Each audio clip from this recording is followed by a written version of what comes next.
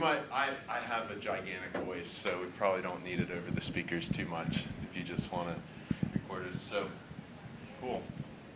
Hey everybody, I'm Al with DigDeep. I'm the project lead for the Decentralized Wastewater Innovation Cohort and then the Water Access Innovation Cohort. And this, hopefully, oh, we got more people coming in, yay. All right. Well, so the design of this, William.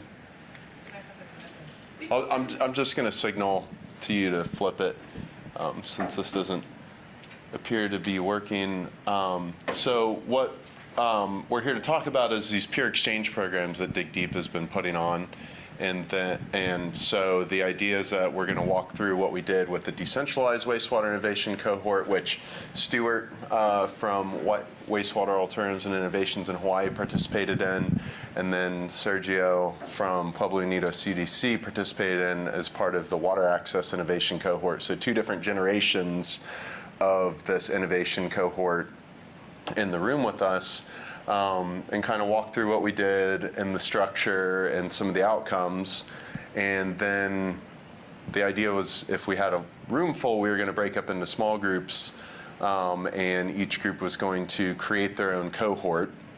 And it's my shameless attempt at crowdsourcing great ideas for future cohorts, because that's what we're discussing right now at DigDeep is, where do we move from here? I think the innovation cohorts have been pretty popular, and we've actually seen them move the needle in the with the regulatory agencies and with some policy.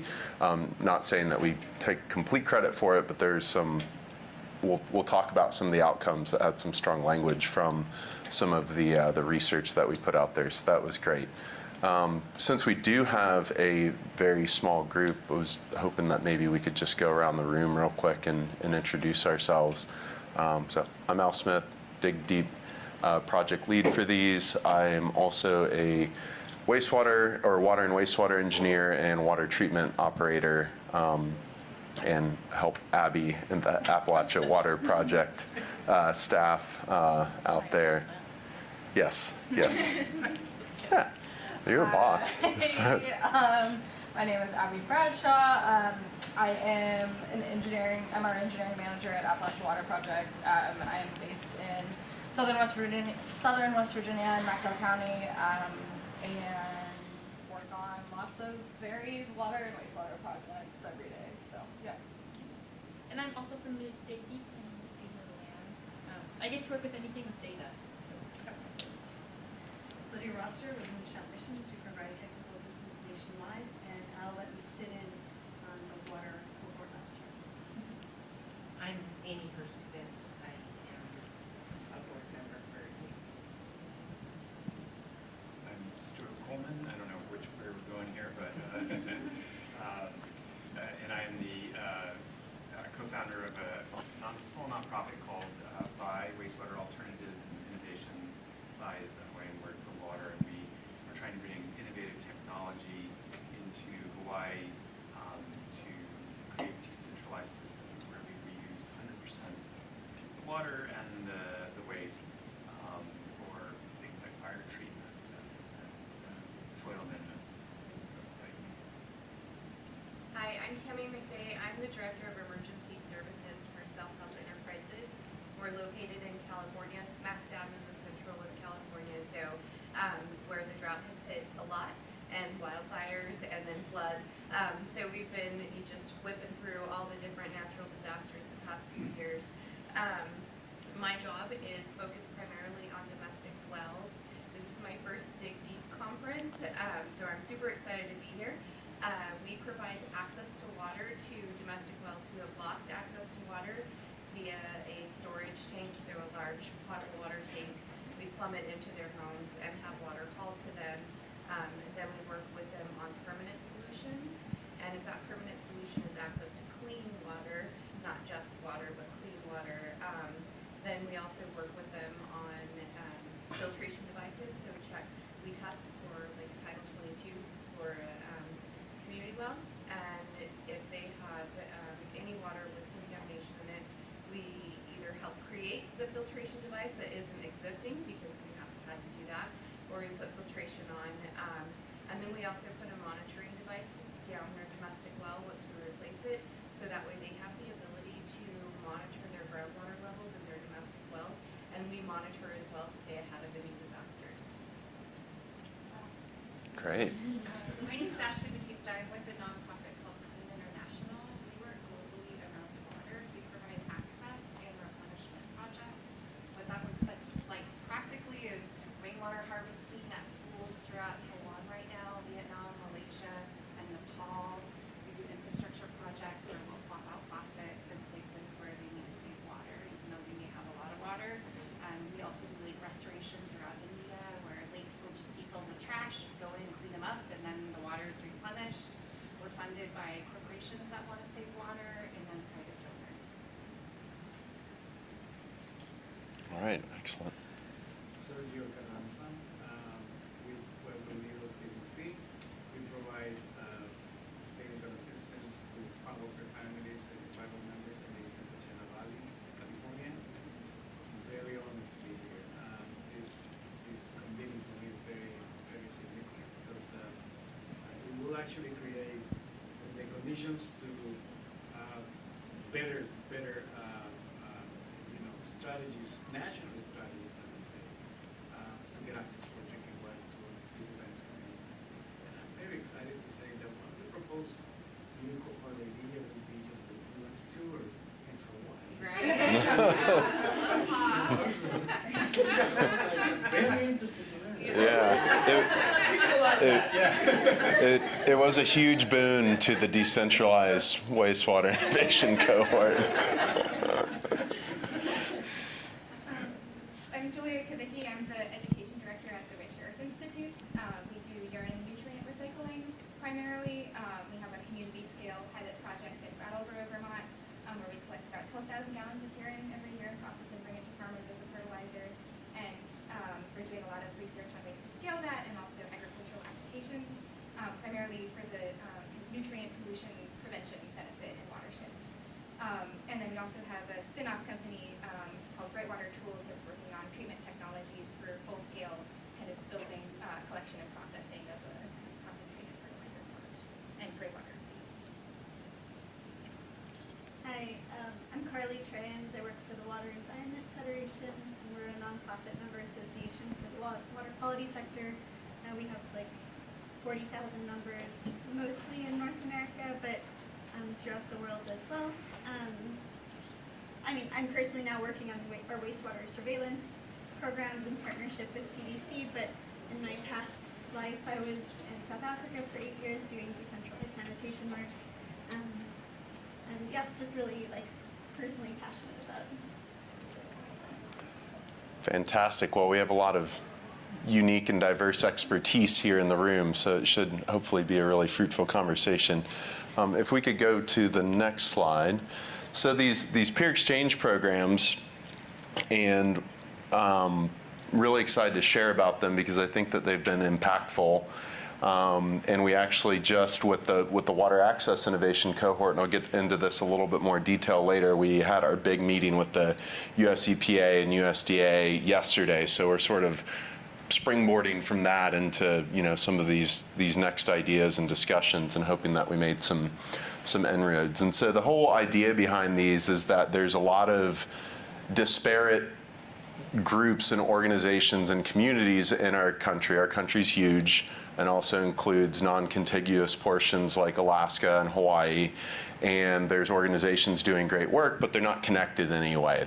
And states have local regulations and counties have local regulations, and they're all a little bit different. So everybody's doing similar work, but maybe in a slightly different manner. Regulations in one state allow them to do one thing one way, or somebody's developed some unique approach that could be transferred elsewhere. And so the idea is that we want to put all of these implementers and community-facing organizations into the same room, have meaningful conversation about what it means to close the wastewater access gap and the water access gap, and then compile all of those findings into a digestible policy brief and deliver that to not only our agency stakeholders, but use it as a way to talk about advocacy for policies at the federal level, and hopefully also the state level, that can, change the course or the trajectory that we're on to actually start making headway at scale versus just, these pockets of success that are going on. So in 2020, we launched the Decentralized Wastewater Innovation Cohort. I wrapped that up in 2022. DigDeep had not done anything like this before, and we kind of, built the plane as we flew it at the time and came up with, we had a set of deliverables as part of the grant, and then the rest was up to us to kind of fill in. And so we finished that up in 2022, and it went well enough that we decided to reboot it on the water access side starting in 2022.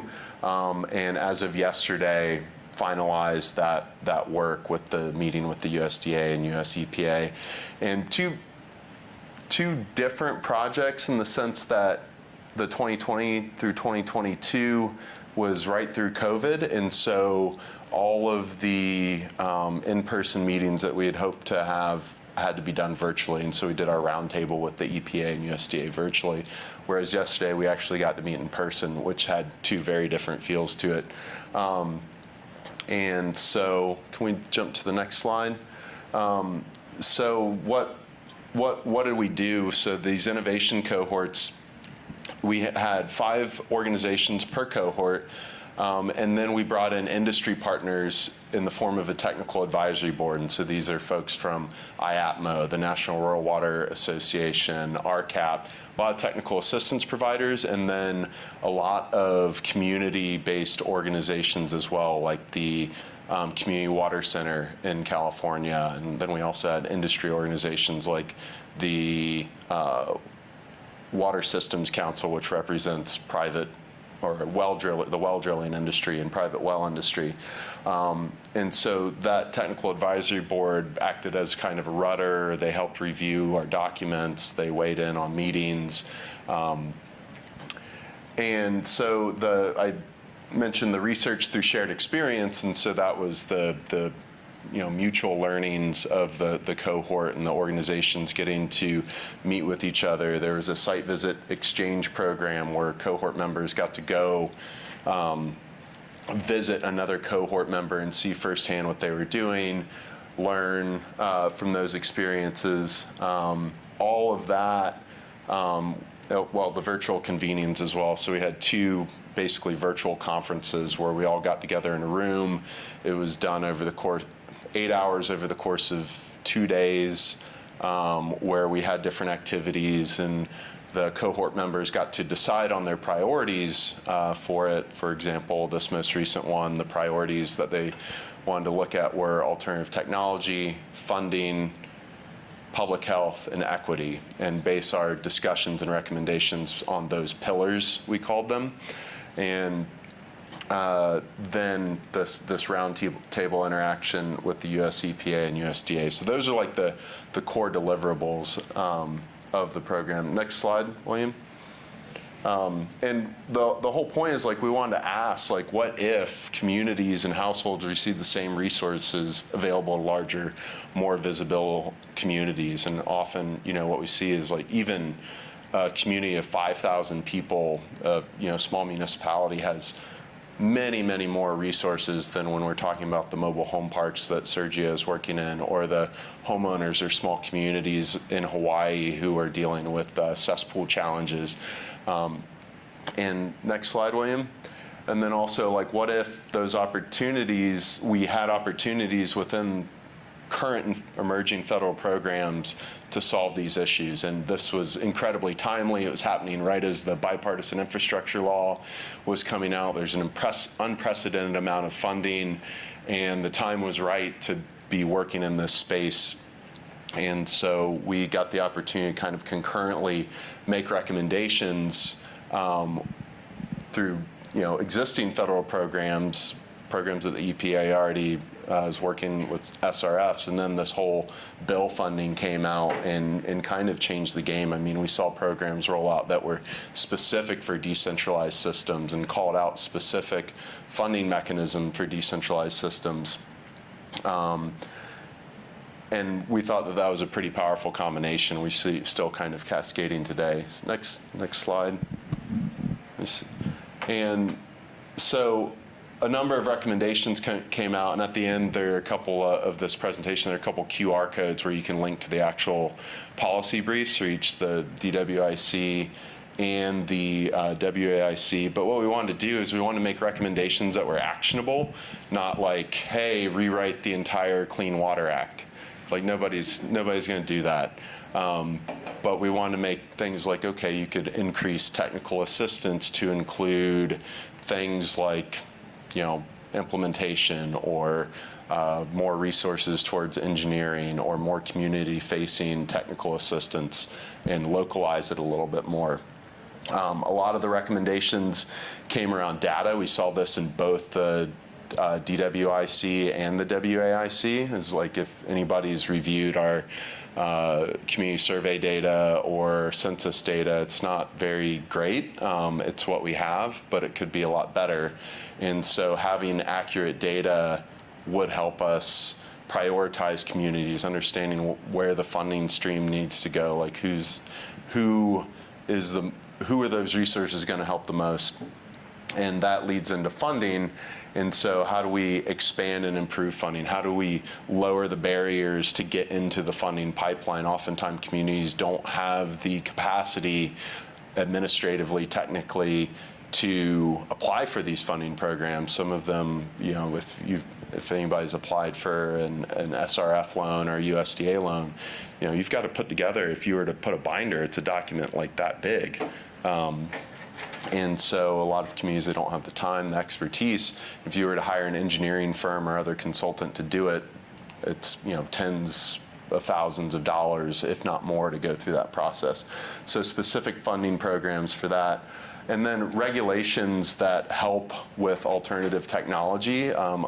Decentralized space, both water and wastewater, is exactly that. It's decentralized, it's disaggregated. Each state has its own set of regulations. If a technology is improved in one state, doesn't mean it's improved in another or approved in another.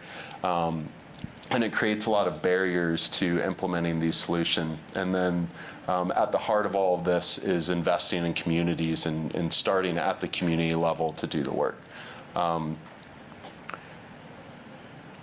So next slide. So similar outcome for the water access innovation cohort. We had a slightly different set of priorities.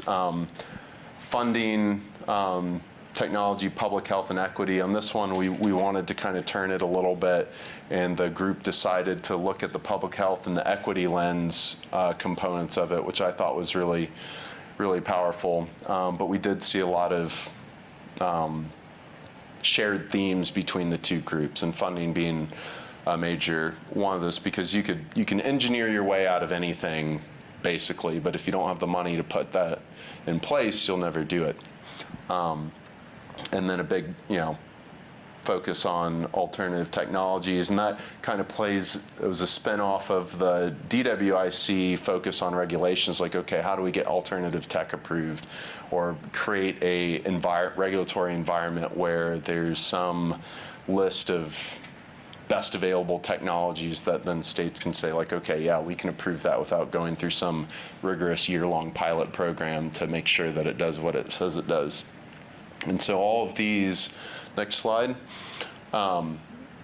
rolled into you know, the learnings and the outcomes.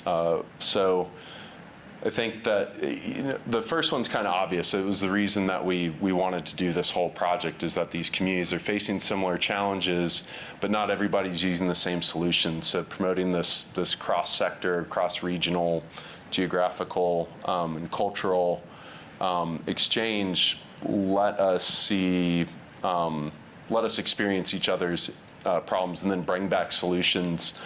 We actually saw like a really powerful example of that in the decentralized wastewater innovation cohort, where a representative from the Black Belt in Alabama visited our partners up in Alaska and saw that they had regulations that, under certain circumstances, allowed them to discharge household level wastewater on the ground with some treatment.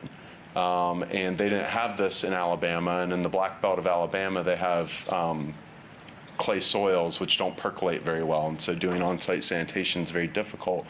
They said, wow, this is another tool that we could bring back from Alaska and get it passed through the regulations in Alabama, and they did, and we're able to roll that into a pilot program where now they're doing drip irrigation in vegetated areas to allow surface discharge where previously that wasn't allowed at all. And so it doesn't fix, it's not that fixed every problem, but it gave them another tool in their tool belt. And so for me to see that outcome, it was like exactly what we were hoping for when we started this whole thing. It's like, okay, what are you're getting into this and you're like, okay, what are these groups going to learn from each other?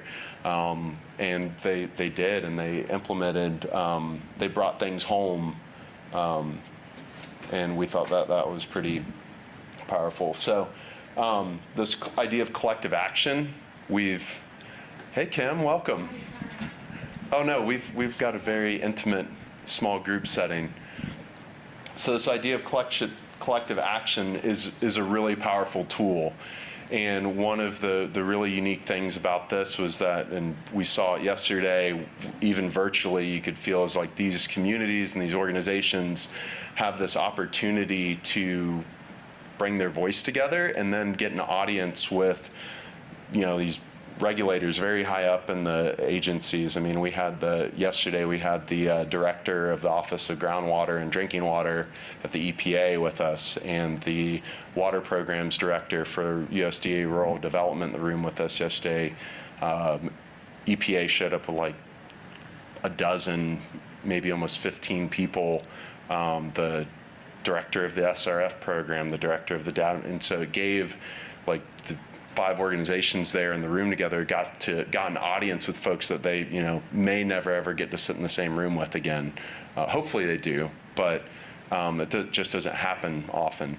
And so that was huge.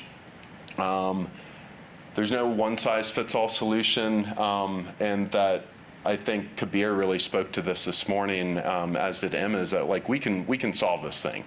We can do it. It just takes us all getting together and moving in the same direction. That's why I think that these cohorts are so powerful. This convening is a great way to get all of these different organizations in the same room. And if we can like bring our voice together, we might actually make a dent in this thing. My clicker's not working. So next slide, William. So the idea was to build connective tissue between communities.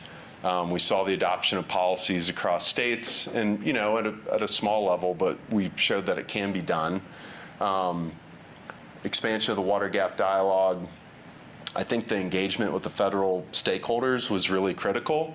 And we even saw out of the decentralized wastewater innovation cohort, I don't know that we can take responsibility for it, but there was a lot of strong language in the Closing the Water Access Gap Community Initiative technical assistance pilot that was launched by the EPA a couple years ago. There's some strong language out of our policy brief that was included in there, and we got to be a thought partner with them when they were identifying communities. And so for us, that was a huge win as well, because we came to them, shared our findings, and then within months saw movement. And so I think that because of all of the discussion in Washington and with the bipartisan infrastructure law, there's movement into expanding technical assistance to begin with, and then we got to be a little bit of a push there. And so that for me was really rewarding to see. Next one. Like I said, so just wanted to give a special thanks to the technical advisory board members who supported us. A lot of people gave time out of their days to advise and participate.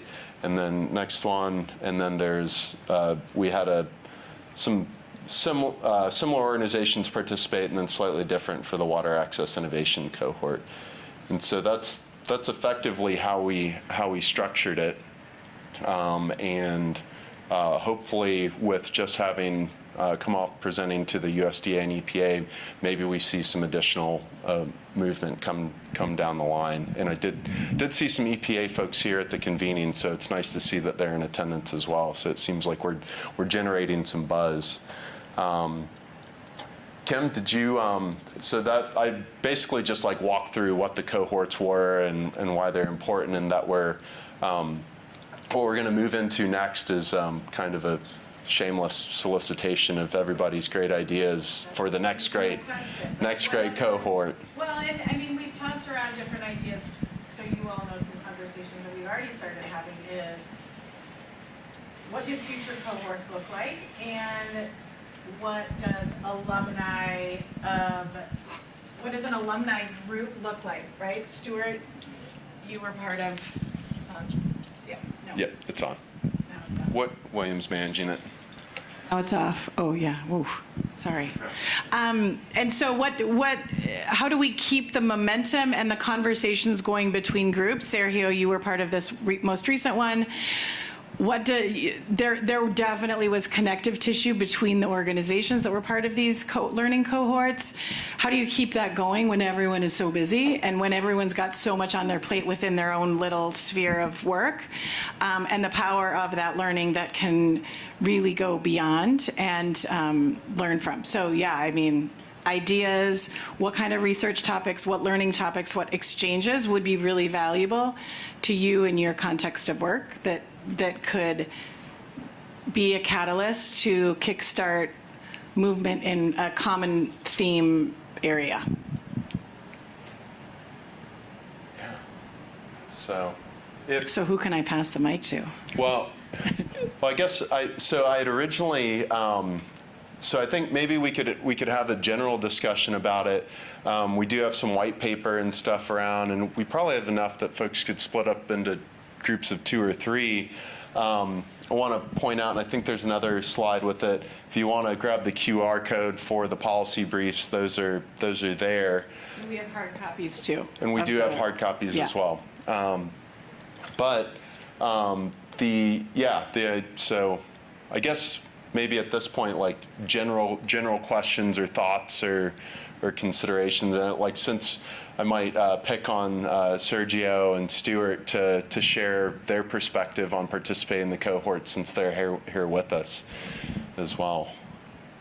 Want to go to the most recent veteran or the older veteran? Yes. Yeah. Paper, rock, scissors.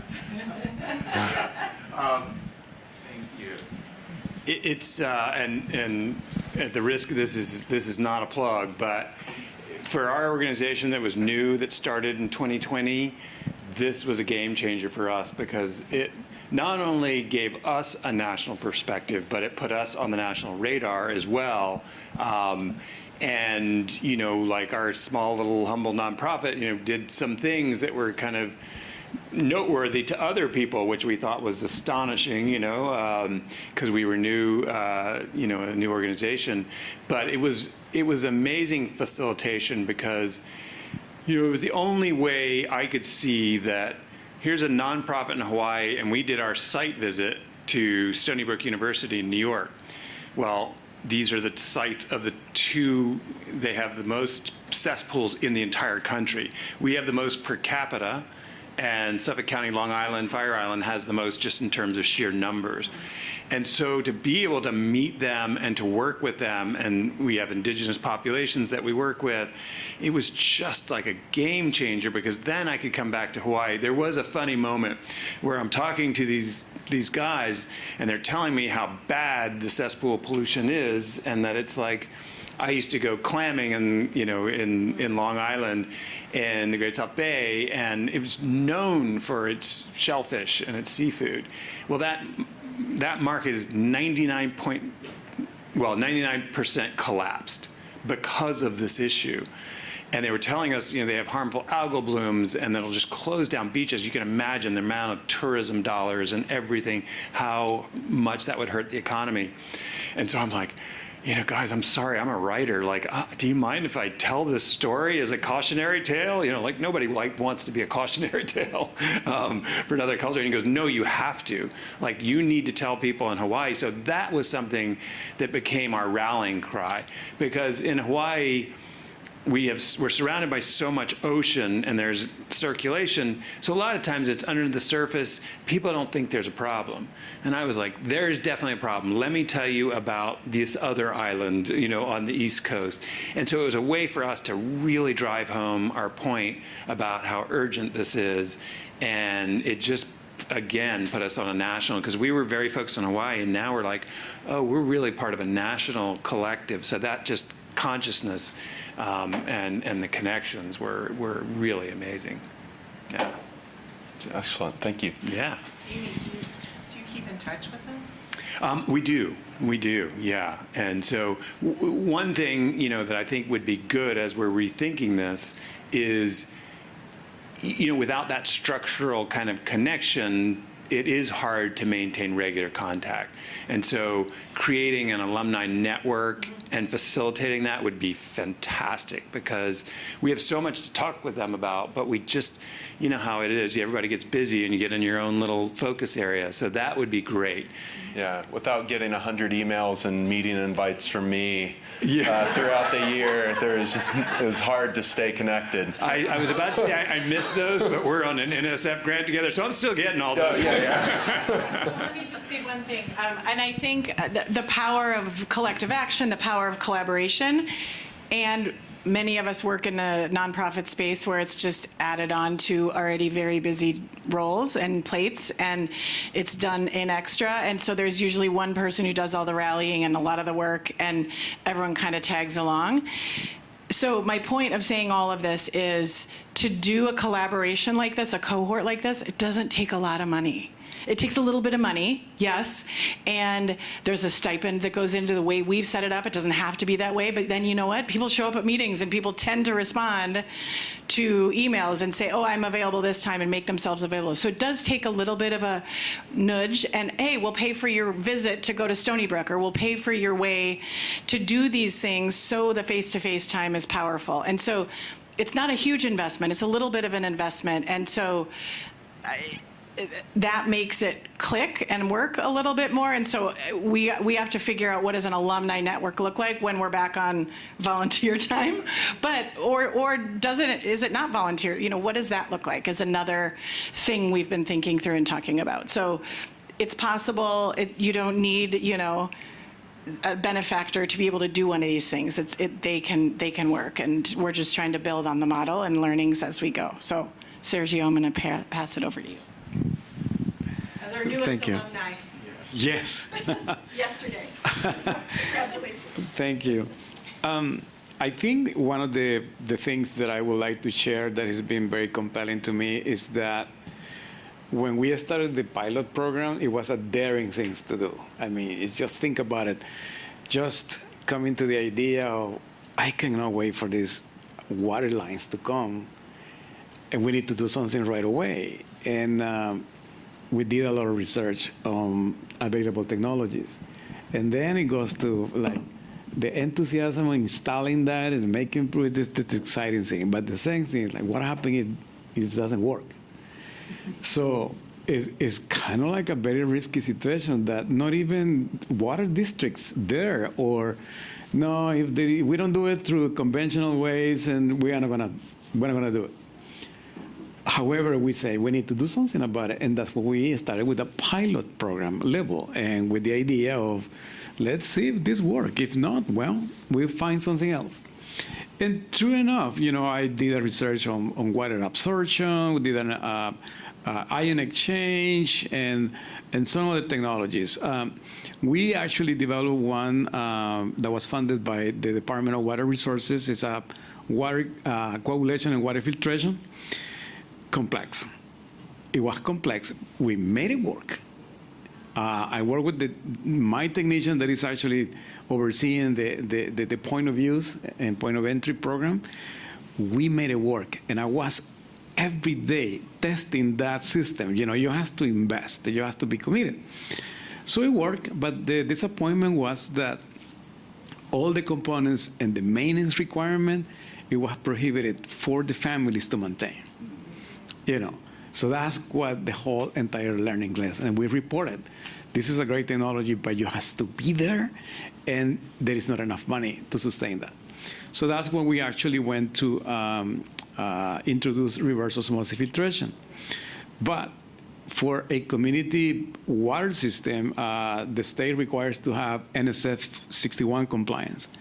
And I did a research in the whole continental United States, and there was no one single reverse osmosis filtration with that certification back in the day, back in 2012, 2013. So I found this manufacturer that did reverse osmosis filtration, and there was no NSF 61. But I asked him, what about we design one first system with all NSF 61 components? It doesn't need to be certified, but if we actually use all certified components, would you be willing to help us? And they said, sure, no problem. So I contacted the engineers to the state water boards with the idea, and they said, if you give us a bill of parts with the certification, we'll be fine. So there you go. We started and built that and proved it in St. Anthony Mobile Home Park, and voila, they came to inspect that, and it worked. It worked really well. Then we actually introduced, but that was not even defined as a point of entry or a point of use. It was more like a water station where actually people go with the jars of 5 gallons to fill the water, and it's still in operation after all these years. We have only changed the membranes twice, and it's working superbly. It's no issues. So the technology works. And we have conducted a lot of testing, a lot of labs tests just to validate the efficiency and efficacy of the mostly compliance of the system. But I want us to share this quickly because in reality, when we actually started to actually put more of those systems, the State Water Board find out. And all of a sudden, next thing, I got a phone call and email that they wanted to come to the Coachella Valley to have a round table about that program.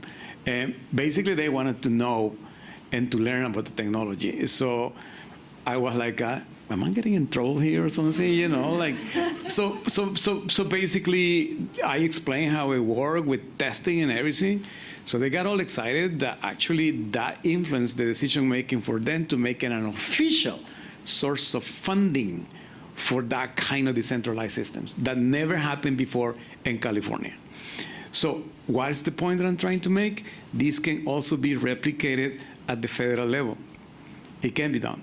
So by having these cohorts, by having all these convenings, this is the place when new ideas and new technologies, new approaches resonate at the federal level. That's what everyone is endorsing because it has been proven to work, because it has been tested, and because it's actually well accepted by the community, which is important. But also it's a cost-effective approach that can be implemented to close the gap that we have in providing access to drinking water. So that is my sharing experience that I want to do with you because, in reality, it can be done at the federal level as well. So, yeah.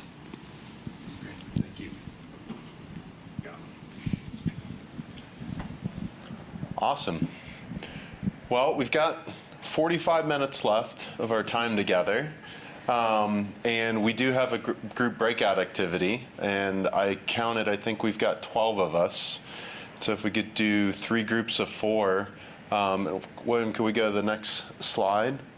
I'd like to, so the idea is that we're going to design our own innovation cohort. And, who knows, maybe these ideas get used in the future. Keeping a list. Yep. Absolutely. And so, the idea is like, okay, what are, based on your viewpoint, your perspective, like what are the pressing U.S. WASH questions you love to study for through a collaborative research project like these innovation cohorts? And you can call it whatever you want.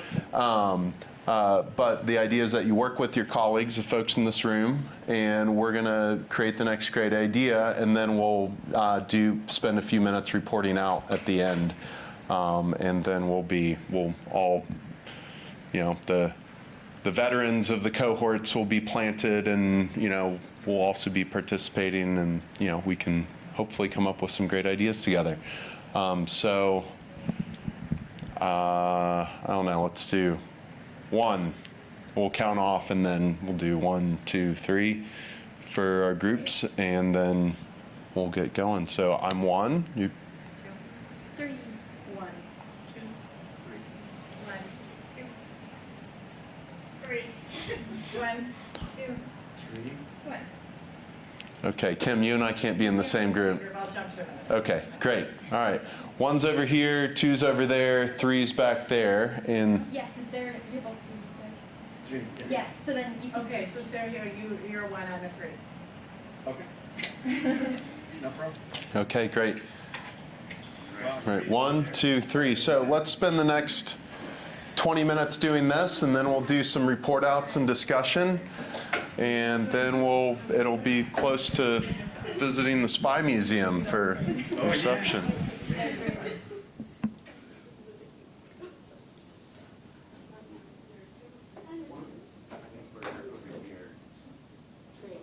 I may join the 2s because they don't have alumni or DigDeep. Although, we do have. Oh, not alumni. Yeah, you're good. I'm doing like 3. And I'm just fly on the wall. You have ideas about what's happening in a certain location or place or topic. And that's what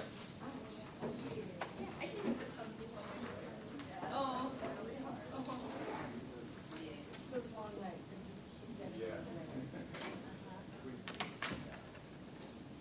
Okay, there we go. So now that we're broken up, there's some key considerations, and so some of the things that Kim and I worked through when we were imagining this is what key water sanitation topics would benefit from this.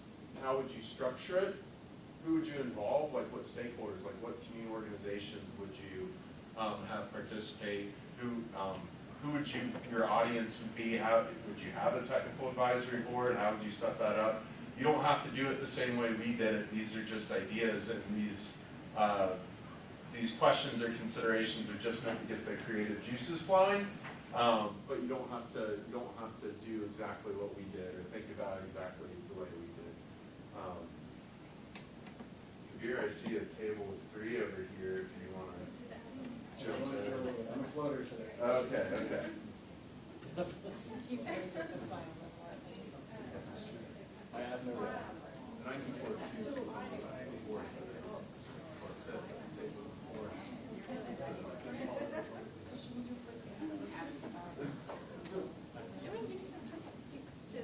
Yeah, sorry, I haven't. We can take notes on that. There's white paper on the board if y'all want to take notes that way, or what do y'all think?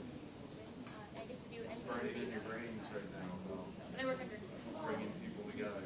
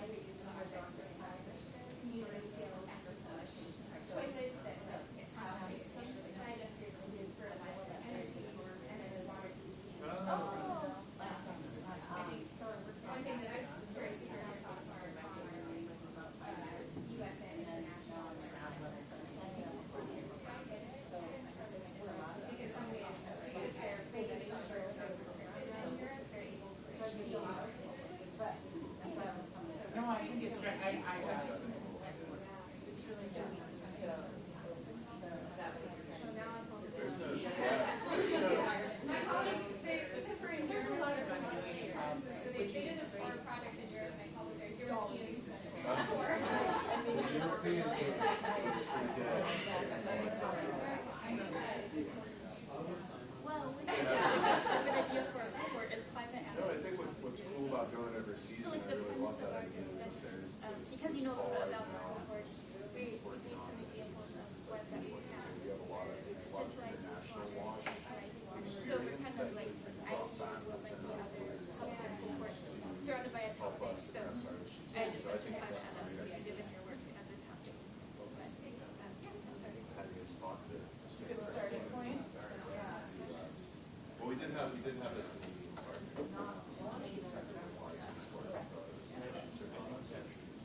Or like, the person from last law is saying, she's wearing a kind of big, project and so we're they're going to talk about where they, a lot of the like states independent funding projects are all active there. And so, yeah, learning from how some of those different projects went and like what were the goals from them for bringing it back here. It's actually also here. I think especially one of the developing technologies in other countries that were in those brought back to places of even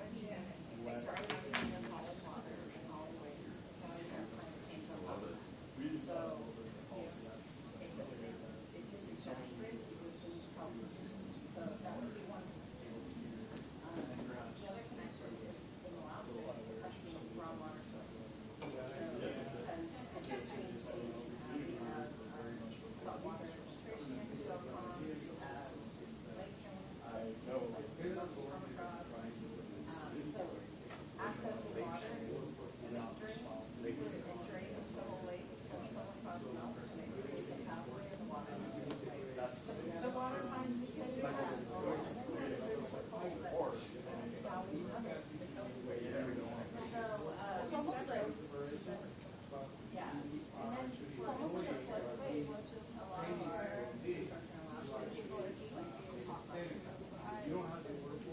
There's other members of the crisis. You don't want that to look like to have that space. We're very voice I love that. that. Your workforce development, It's not like they're being put on, you're wrong or whatever. you could look at it from that, workforce development just in water and wastewater in the US could be its own topic of discussion alone to design our workforce. Get down the toilet, so to speak. The people are getting older.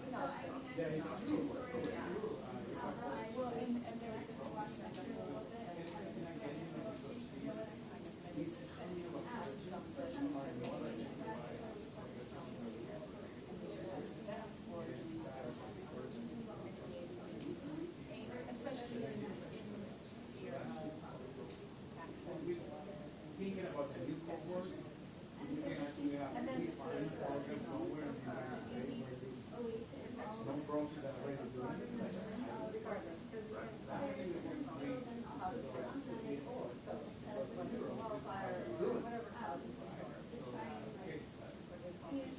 Yeah, absolutely.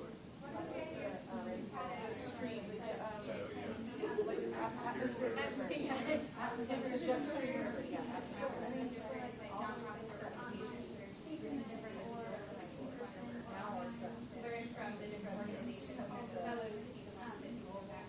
Cross-pollination work with the organizations, the orgs themselves that have the capacity to do it, and then they can like, yeah, network with each other.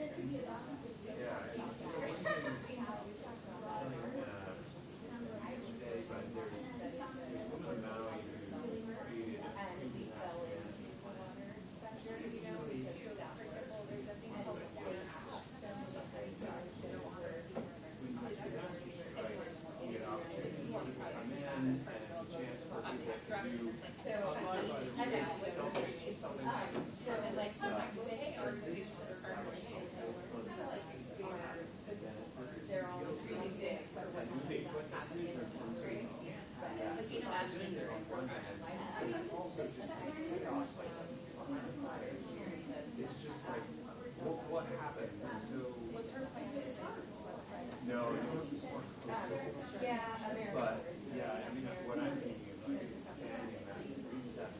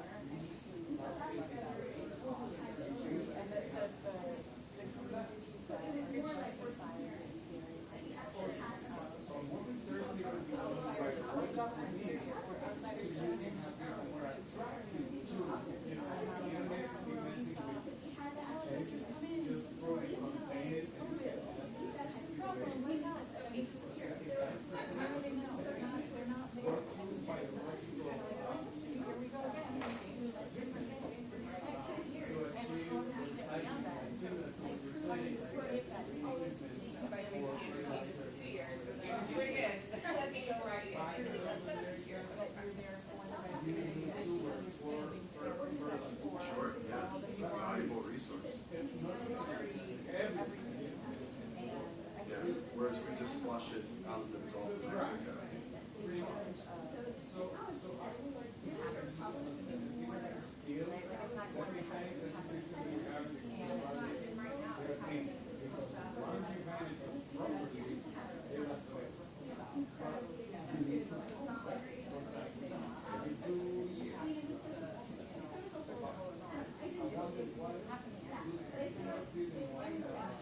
Environmentally attractive to people, say, you know what?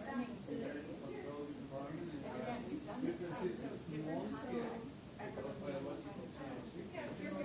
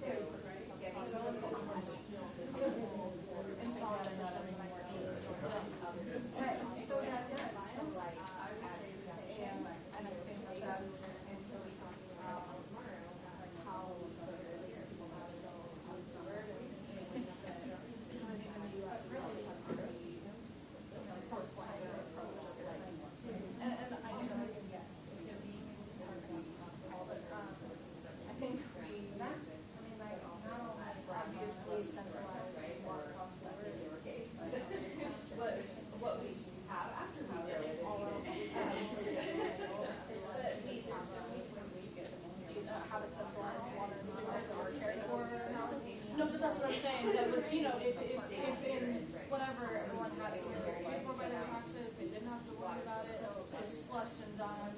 But it's not always gonna happen that way, and is it always beneficial for everyone? These are awesome ideas. I wonder if we could, Yeah, so, yeah. we could take some of these things, put 5, 10 minutes now left, and maybe talk briefly about how we want to structure such a cohort. You know, it could involve me and Yeah, it's a good point. Yeah, it's a good point. Yeah, and what if we can, and we always have these work plans on, what if we can start making a turn towards doing it? This isn't always the number one solution that we look at. What if there are any other things like adaptations that they started with a lot of sense and also serve people who are not that. And so I have thousands who are never anymore. How do you see this business? The idea of what this is doing. Yeah.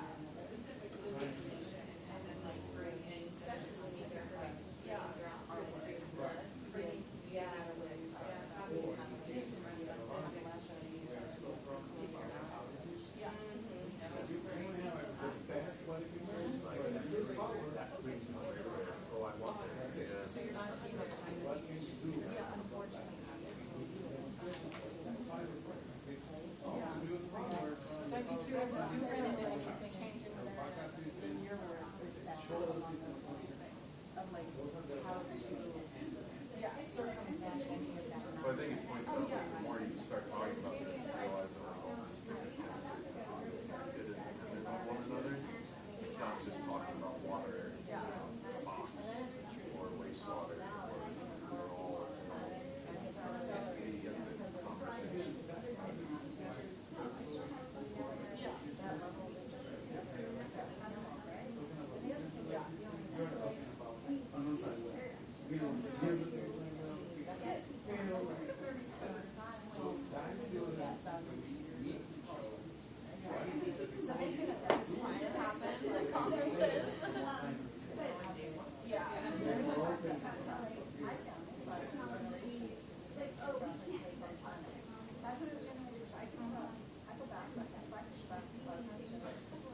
I'm just thinking about the same one.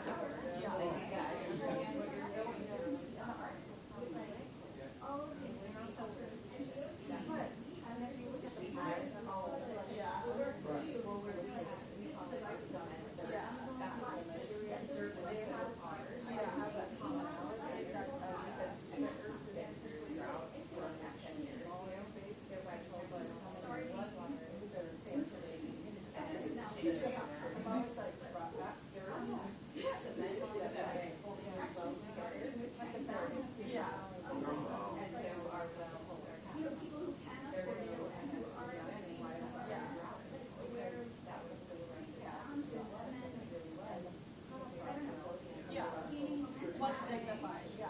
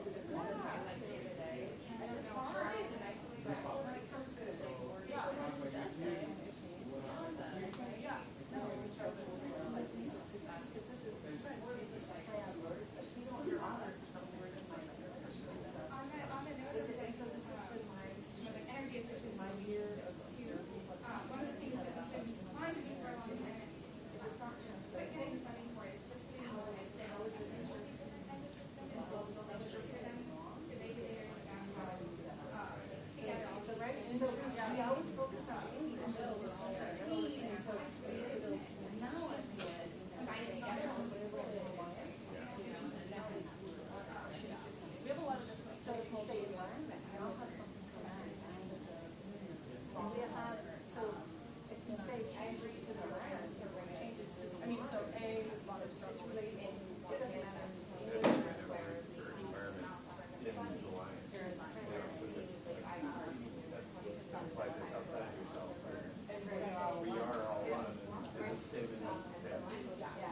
so using words that don't where A don't like the taste of fairly water, which I understand. I'm also struggling with spirit on it.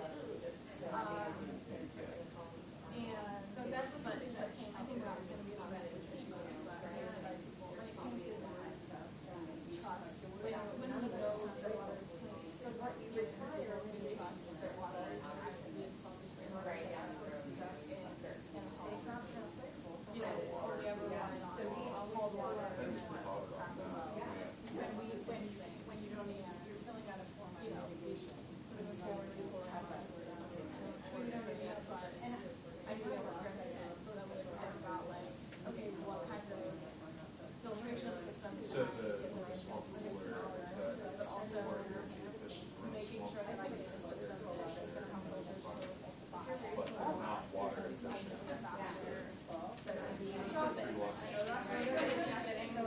I don't want something that's going to have to order online, but then also checking it and making sure that that is that, you know, they already realize that now, using it, because if they're not, then I need to do something else. Because the onus is on me to make, you know, to figure out how to get this adopted, right? It's not on my household to say like,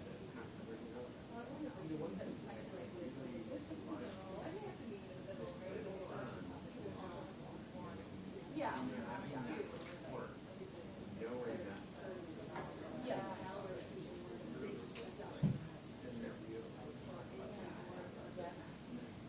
And I was thinking earlier, Kevin White was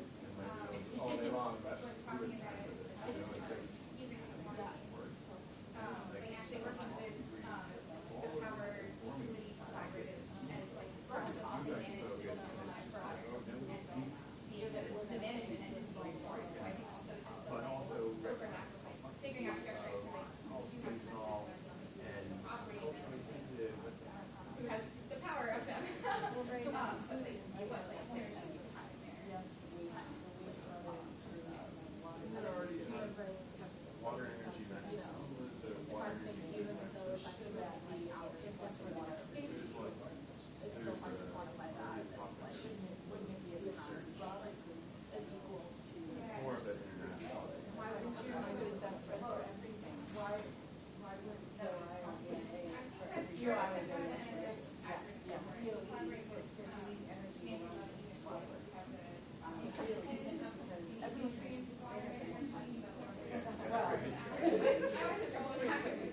more of an international.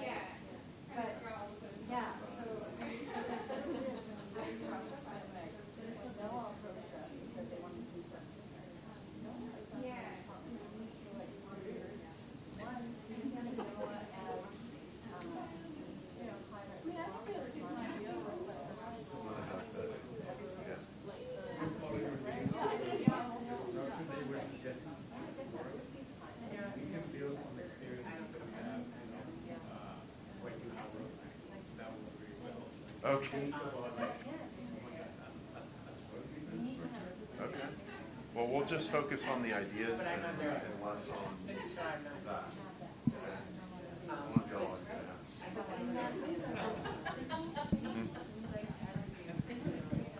All right, everybody. It's report out time.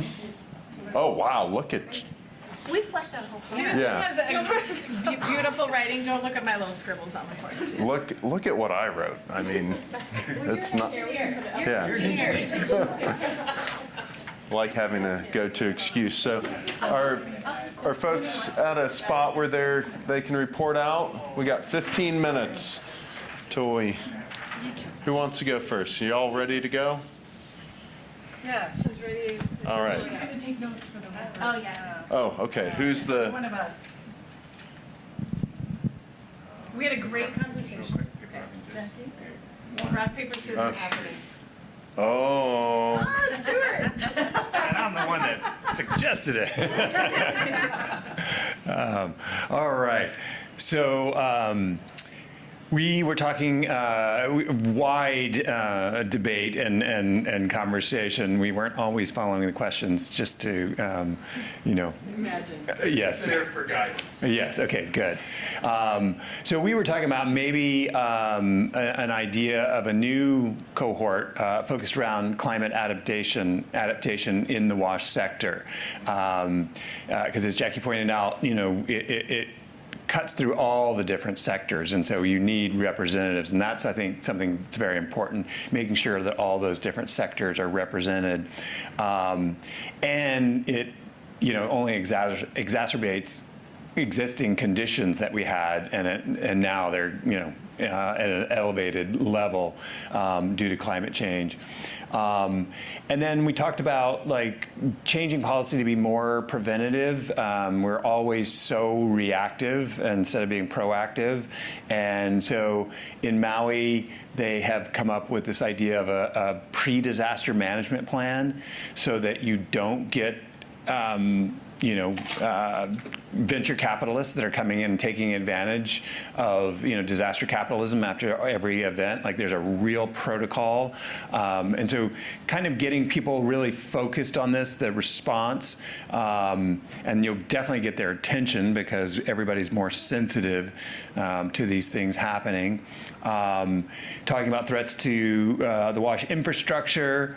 And so this is, incoming new infrastructure, but also existing, and some of it's dilapidated. And then really making sure that you have culturally appropriate knowledge there. So, we say nature-based systems, and a lot of times it's a new way of looking at ancient wisdom, that was always there. But if we make that connection more explicit, then you can use it both ways. Cultural folks can feel like, oh yeah, you're acknowledging that we have done this before. They can feel more included. And then it's also reminding Western scientists and nonprofits and everything like, oh, we've been here before, and so it can go both ways, but also bringing the latest science to really bring it home. So that mixture of indigenous wisdom and modern science and technology. And then, so, who to involve, we need to have cultural reps, indigenous knowledge. Jackie mentioned something that was really interesting, that disaster is not a word in her language. And so making sure you use language that, how does that get interpreted, because it needs to have some relevance that, indigenous people can relate to. So I think that's really important. And then we talked about just overcoming the politics of climate change, so that, one way, if you do stick to this idea of preventive and pre-disaster management, that just kind of assumes that culture, climate change, without naming it and really calling it that and politicizing it, because everybody wants to be more prepared when these things happening, because they're happening with greater frequency. Anything else to add that I might have missed? No, just that we have words like for land. I was just thinking, so there isn't even a word for climate change in my language, but indigenous populations have words for land and air and sea, and so using words that are relatable. This is something that we work really hard with FEMA on, because our fish camps, which bring home 80% of our food, were called recreational. Because the rest of America, when you go to a cabin, it's recreational, but not in Alaska, it's survival. And so having to change policy to reflect the culture and the way of living, really, really important. So I think we have to pay attention to something like words, because we've all been raised in English, Western academia, and we have definitions that aren't necessarily translatable. Anything else? Nope, thank you. All right, yeah. Thank you all. All right, who from this group would like to? We have a shared report. Yeah, yeah. I took notes, which I will share, that I hate speaking publicly. So we had a couple of ideas. We took you very literally on what would make good cohorts for the future, potentially, and we had a couple of ideas. The first, I think, was corporate. Yeah, I was just mentioning that it would be, I think, beneficial to perhaps engage corporations in the cohort conversation. There are corporations, internationally and nationally that want to invest in public-private partnerships, so it could bring in funding and even technology. We also, in technical assistance, we also talked about bringing in international ideas from some of the things that have worked abroad, bring that discussion in. We also talked about perhaps some of the cohorts could be specific to certain topics within WASH, so that if there is a specific need in one area and there's been a solution, bringing in cohorts to go and visit those other areas where they've, benefited. And then there was talk about doing international and national cohorts together, maybe potentially around specific topics or interventions. We also talked about container-based sanitation as a possible cohort idea.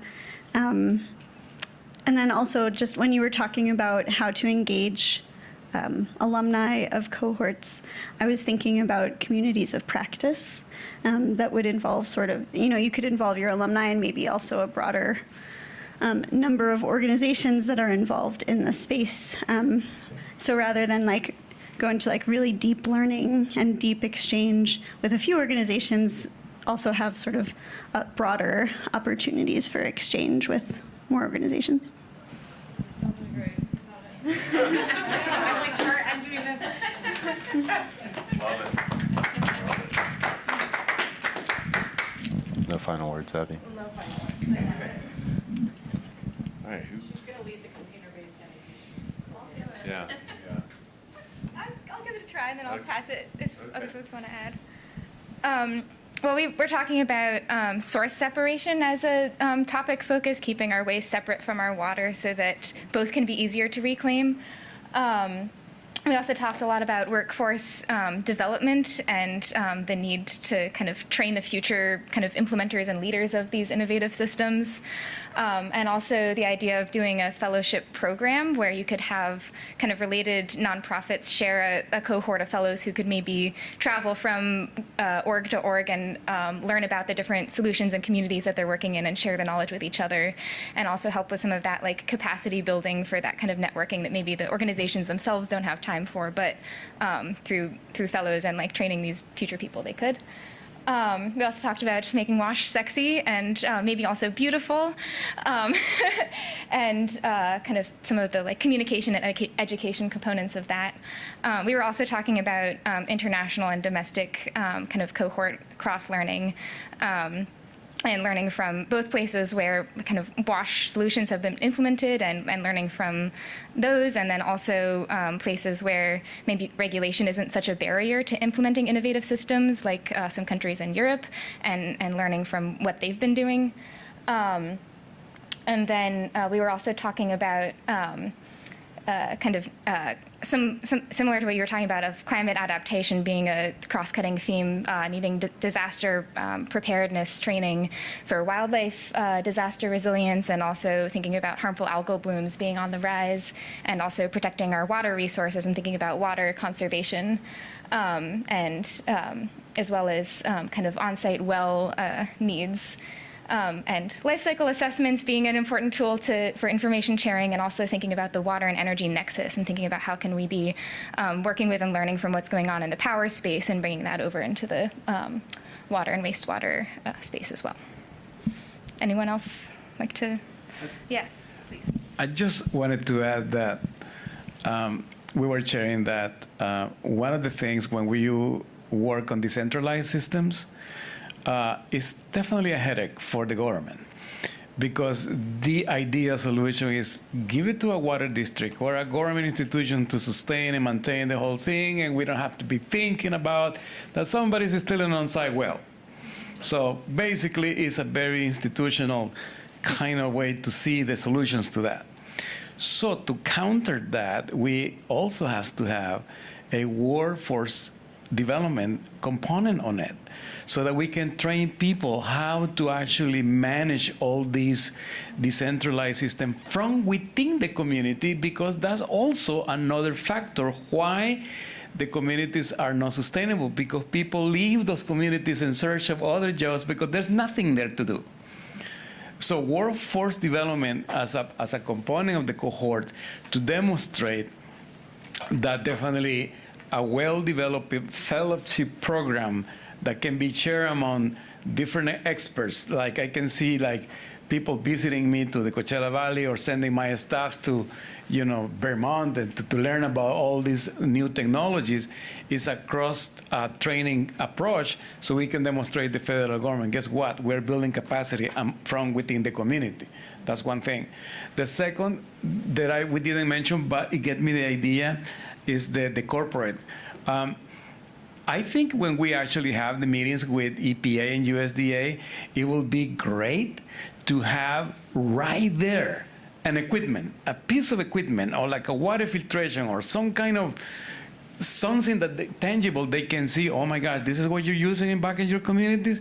So many corporations will be willing to actually say, yeah, I'll chip this whatever technology to whatever this convening is going to be, so people can see, oh, this is what you guys are applying in your communities as a demonstration showcase. Those things definitely is an exchange of technological advances from disadvantaged communities that definitely can resonate and change and influence the decision making about how federal programs can be actually invested in resources through funding opportunities. Can I add something? Yeah. Sorry. So, okay, so that just made me think of something that I'm hoping to do at WEFTech. So our organization, WEF, has this annual conference called WEFTech with like 20,000 plus attendees. I mean, really, really huge. Definitely does not have a WASH focus. But we were trying to, I don't know whether it'll be this year or maybe next year, but trying to get like a WASH village or like a WASH sort of section at WEFTech. That would focus on like the challenges and solutions both domestically and globally that people are dealing with, because I think that, it's attended by a lot of people in the water, wastewater, stormwater, water quality sector. And I think that so many people in this country don't actually realize the challenges that so many are facing. And so using that as a showcase to like bring that to a larger audience within the sector, I think could be pretty powerful. So if that's something that you're interested in chatting about, I'd love to chat with you. But having these technologies like that, because there are so many exhibitors exhibiting their technologies, and so having some other technologies, decentralized technologies that work in rural or low-cost setting, I think would be really powerful. And brings in the corporate piece too. Just knitting it all together right here. Absolutely. Thank you. And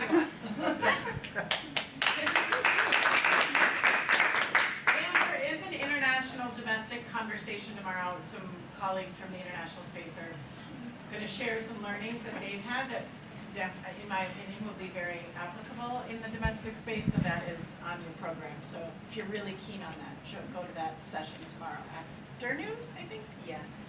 And Al, one thing I was thinking, just to tie it around what we were talking about earlier, training, I think when you have these cohort members, you're investing a lot of time and money into it and everything, like planting the seed then that you should do the same, take the same structure and learning to start your own in your region. Like that just naturally perpetuates it. Now it's like an exponential. Yeah, because if, I didn't think about that because I was like, oh, the central thing, but if that had been planned to me, I'd be like, oh, I'm going to take this and then start my own network here to continue to Decentralized cohorts. Yeah. Nice. No waste or underwater, just the decentralized code. We've thought about regional ones too. All these things have been on the table, so there are lots of ways forward. One tiny idea reaction to that. just kind of connecting that and then what you were also saying about cultures of practice or communities of practice. I think one thing that we've been trying to do a little bit of is having like regular meetings with like, for example, we have a network of people trying to find permitting pathways for ecological sanitation solutions across the country. And so having like a monthly get together where people can share what strategies they've been doing in the regulation space. And then we have another regular kind of get together we do around like education strategies for decentralized and wastewater reuse systems. And so I think like having communities of practice around like specific kind of aspects of this work that can like have a regular time to share what they've been learning that way in addition to the regional connection is just an idea that I was thinking when you were saying that. Love it. All right, well, thank you, everybody. That was a really great conversation. I appreciate it. And I think, is there reception later? 5 p.m. at the Spy Museum? Yep, so everybody freshen up, rejuvenate yourself from a long day, be ready to socialize again. Thanks for everybody's participation.